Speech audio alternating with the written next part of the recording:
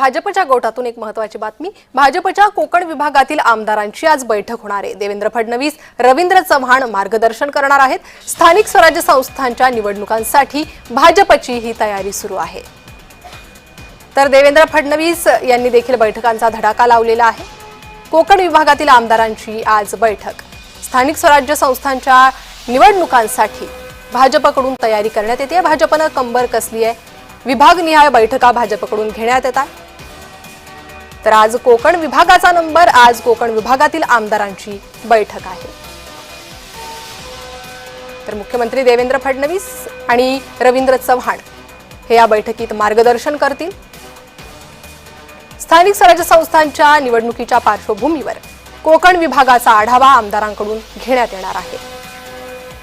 यासोबतच पुढील तयारीचं काही सूत्र देखील भाजपकडून ठरवण्यात येतं का हे पाहणं महत्त्वाचं असेल। कोकण विभागातील आमदार या बैठकीसाठी उपस्थित असतील।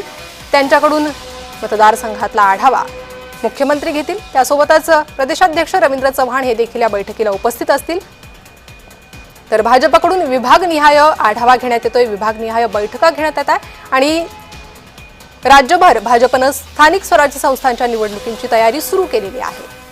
अशात आज भाजप कोकण विभागातील निवडणुकीच्या पार्श्वभूमीवर आढावा घेणार आहे।